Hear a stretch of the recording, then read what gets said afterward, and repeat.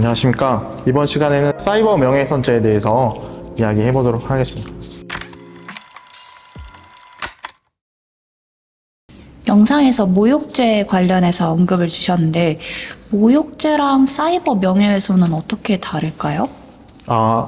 이제 모욕죄랑 명예훼손죄는 명예훼손죄는 어떤 구체적 사실에 대해서 이야기를 하는 경우에 명예훼손죄가 되고 예컨대 A랑 B가 불륜 관계이다 이런 식으로 구체적 사실에 대해서 이야기한 경우에는 명예훼손죄가 되는 거고, 모욕죄 같은 경우는 이제 욕설이죠. 어떤 사람에 대한 경멸적인 감정의 표현 이런 부분에 대해서 모욕죄가 됩니다. 그리고 이제 이거를 정보통신망을 이용해서 하면 정보통신망법상 명예훼손죄가 되는 거고, 이거를 보통 사이버 명예훼손죄라고 부릅니다. 가중처벌되는 것이고, 사이버 모욕죄는 아직 도입이 안 됐습니다. 그리고 사이버 모욕죄는 따로 없고, 사이버상에서 모욕죄를 하는 경우에는 일반 형법상 모욕죄로 고소를 하시면 됩니다.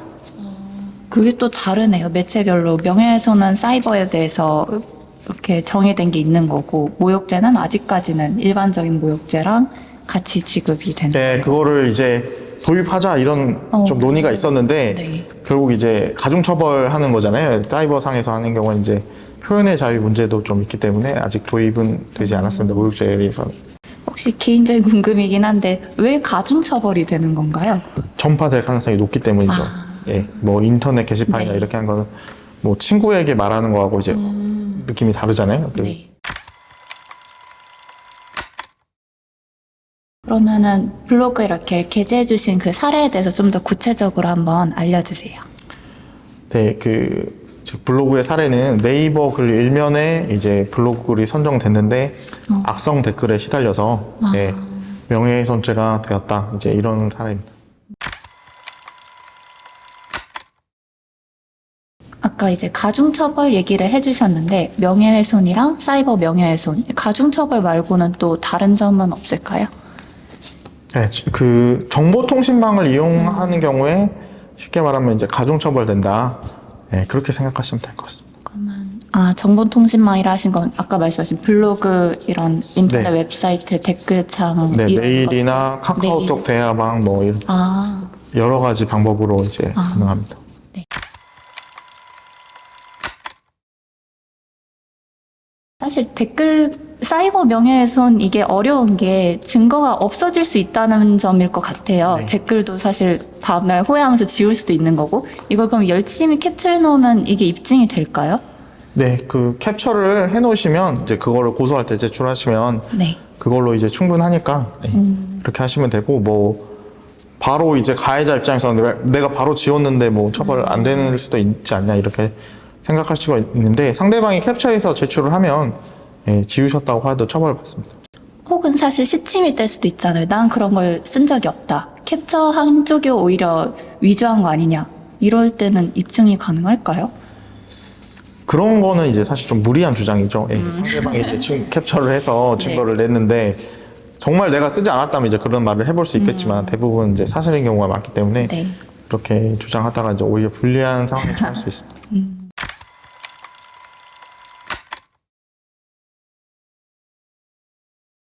사실 요즘은 해외 이용자들도 많이 국내 사이트에 접속하기도 하고, 이제 우리나라 국민들도 다른 해외 사이트에 접속하기도 할 텐데, 그런 경우에도 뭔가 처벌이나 이런 고소나 이런 게 가능할까요?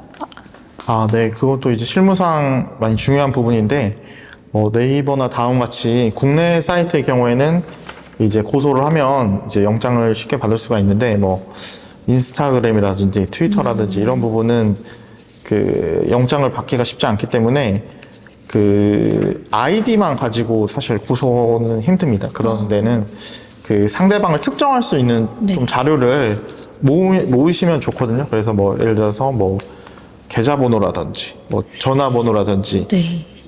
이메일 주소라든지 국내 이메일 주소라든지 이런 거를 상대방이 인스타그램이나 트위터에 올려놨다.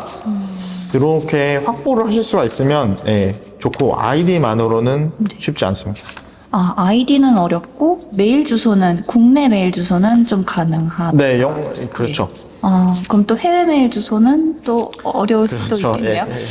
근데 쉽진 않을 것 같아요. 나한테 악성 댓글을 단 사람의 계좌 정보는 거의 불가능에 가까워 보이고 네네. 이메일 주소도 대부분 그러면 해외일 것 같은데 조금 많이 어려운 상황이 되겠네요. 아, 네네. 뭐, 근데 제가 실제로 진행한 사건 중에는 계좌 정보를 이제 본인이 이제 올려놓은 경우가 있어가지고, 그렇게 해서 영장을 예, 받아서 특정한 경우도 있습니다.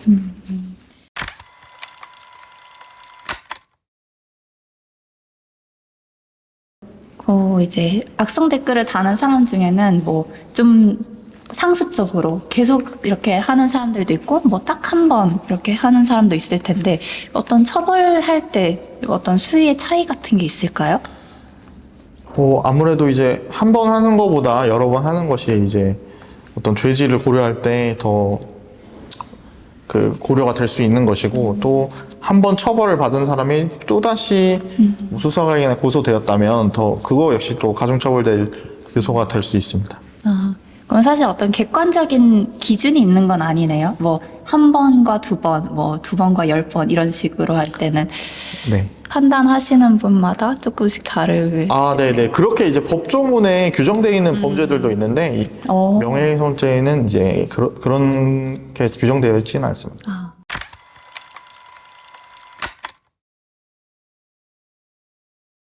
아무래도 횟수가 많으면은 이제 가중처벌이 될 수도 있다. 죄질이 더 나쁘게 판단될 수 있다고 하셨는데 딱 심도도 있을 수 있잖아요. 한 번이지만 굉장히 치명적으로 막 큰 피해를 깊은 상처를 남길 수도 있을 텐데 심도도 고려가 되나요?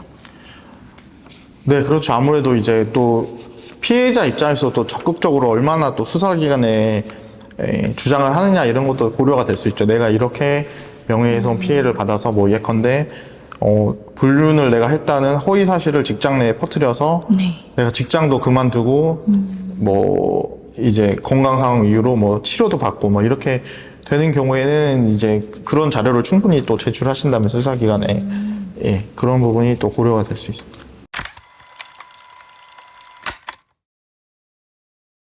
조금 다른 얘기인데 게임 중에서 욕설이 쉽게 오가는 것 같은데 그런 어떤 통신 매체 이용 음란죄 이런 식으로 고소가 될 때는 어떻게 진행이 되나요? 요즘 뭐 많이 하는 리그 오브 레전드라는 롤이라는 게임에서 그런 일이 많이 발생하는데 게임상에서 욕설을 하면 사실 모욕죄나 명예훼손죄는 되기가 쉽지 않습니다. 왜냐하면 특정성이 있어야 되는데 상대방 아이디나 뭐 캐릭터 이름 가지고 이제 욕을 하게 되는데 그거 가지고 상대방이 특정됐다고 보기는 힘들기 때문에 통신 매체 이용 음란죄로 고소하는 경우가 있습니다. 그 발언 중에 만약에 성적인 발언이 들어가 있다면 통신 매체 이용 음란죄는 상대방이 꼭 특정돼야 될 필요는 없거든요.